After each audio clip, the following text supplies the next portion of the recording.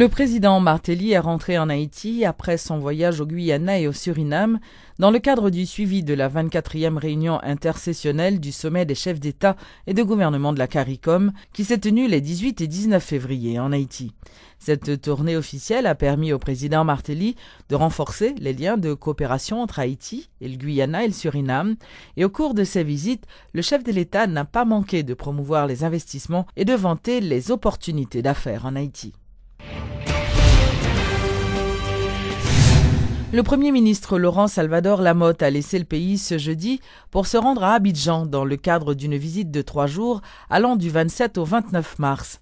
Selon un communiqué de la primature, au cours de cette visite, le chef du gouvernement devra rencontrer les plus hautes autorités ivoiriennes, notamment son homologue Daniel Kablan-Duncan et le président de la Côte d'Ivoire Alassane Ouattara, afin de discuter des relations de coopération entre les deux pays. Le chef du gouvernement est accompagné entre autres de son directeur de cabinet au ministère de la Planification et de la Coopération externe, Maxime Cherestal, ainsi que du ministre des Affaires étrangères, Pierre-Richard Casimir. Plusieurs articles du projet de loi relatif au blanchiment d'argent sont contraires à la Constitution haïtienne. C'est ce qu'a indiqué le président de la Fédération des barreaux d'Haïti, Maître Carlos Hercule, qui a déjà organisé des séances de travail avec les députés en ce qui a trait au contenu du document. Le bâtonnier de l'Ordre des avocats du barreau de Port-au-Prince a précisé que cette loi peut remettre en question certaines garanties judiciaires si elle est adoptée par le Parlement haïtien. Nous-mêmes, comme avocats, nous pas entendre fait obstacle avec loi en lui-même.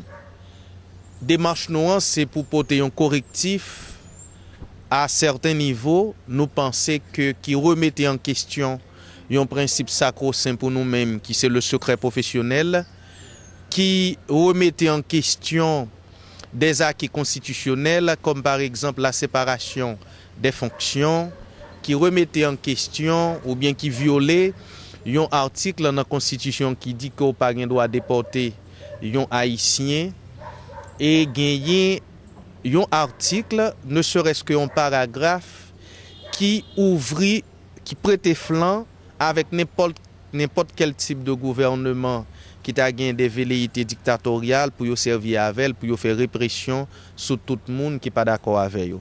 Nous pensons que c'est un danger pour la démocratie. Dans ce sens, nous-mêmes, comme avant-gardistes, nous prenons responsabilité pour nous faire des consultations sur la loi ça et certainement faire des propositions pour nous arriver à amendement articles qui posaient problème. Il y a des articles qui méritaient pour nous corriger, ne serait-ce que et pour nous jouer en conformité avec réalité sociale, réalité politique et aussi réalité financière. Parce que il y a des points que vous faites là-dedans, nous pas croire que ça a concerné Haïti, même si vous n'êtes pas capable de réfléchir seulement pour le présent, ou de réfléchir sur l'avenir également. La Chambre des députés attendra la décision de la Cour d'appel avant de statuer sur la levée ou non de l'immunité des 2 parlementaires qui seraient impliqués dans la mort du policier Walkie Calixte. L'annonce a été faite par le député Romuald Smith, vice-président aux affaires administratives à la Chambre basse.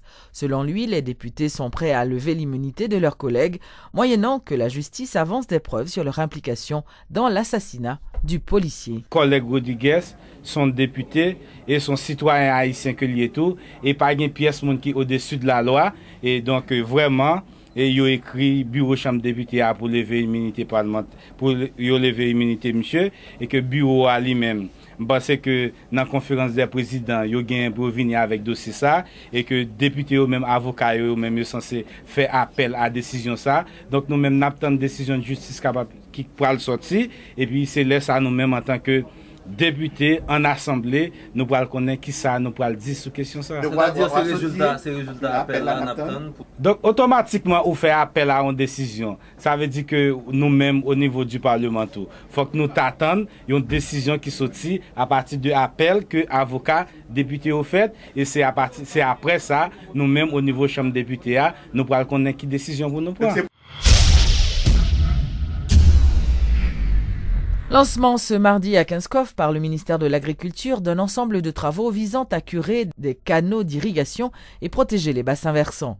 Selon le directeur départemental du ministère de l'Agriculture, l'agronome Arnoux Séverin, ce projet, qui doit durer 2 mois, coûtera à l'État haïtien plus d'1 million de gourdes. N'a pas fait plus que 1000 mètres linéaires et de correction de ravine et n'a fait élévation ou bien mis en place de plus de 70 seuils de murs secs et n'a mis en place un ensemble de structures et mécaniques et tant que seuil et tant que canaux contour et juste pour capable diminuer seulement dans ravine ça qui allait jeter de l'eau dans.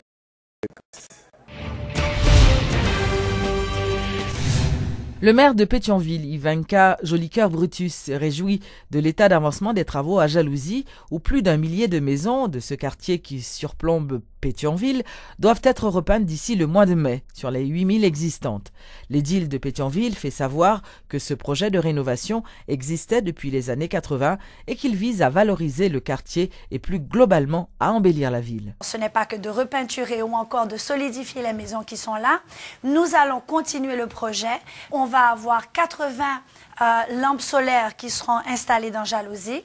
Nous allons bénéficier de 2 km d'adoquinage qu'on pourra établir dans Jalousie, donc les petits corridors, les marches d'escalier. Donc nous voulons développer Jalousie parce que c'est un endroit qui a un potentiel de développement, non seulement pour les habitants de Jalousie, et vous saurez que certes nous appelons Jalousie un bidonville, mais quand on va faire un tour dans le quartier de Jalousie et qu'on visite, vous allez voir qu'il y a des maisons qui sont immenses, il y a des appartements, il y a des gens de différentes classes sociales qui vivent à Jalousie. En effet, oui, c'est un bidonville, mais c'est un endroit à exploiter. Le 12 janvier, grâce à Dieu, il ne s'est rien passé à Jalousie. Mais cela ne veut pas dire, en effet, que le risque... Voilà, ceci ne veut pas dire qu'il n'y a pas de risque dans Jalousie. Mais si nous sommes capables, justement, de mieux les encadrer, de réhabiliter les maisons qu'il faut, et nous avons un autre projet qu'avec le ministère de l'Environnement ou avec d'autres partenaires, nous voulons essayer aussi de reboiser Jalousie. Et tout cela en permettant une meilleure sécurité pour Jalousie. Alors, certes, il faut penser à l'insécurité ou encore le danger qui peut régner, mais si on peut aussi encadrer et aider à fortifier ou à renforcer ce lieu, ce serait peut-être, c'est pas du tout une mauvaise idée, plutôt que de penser à essayer de déménager les gens qui y habitent. Et ensuite, que ferait-on de ce monde? Combien de temps est-ce que ça prendrait pour refaire vivre ce monde comme on voudrait le souhaiter, c'est-à-dire reboiser? Mais il faut faire la balance des choses. Et ce qui est le plus important, et moi j'accompagnerai le ministère de l'Environnement pour ce travail, ce sera de limiter les autres constructions dans Jalousie. Ça, c'est une promesse que je tiens à faire. Vous êtes en mesure de le faire? Nous allons mettre tous les efforts ensemble. C'est ce qui se fait en collaboration, de la même façon que ce projet a été fait avec le gouvernement, avec les gens de Jalousie.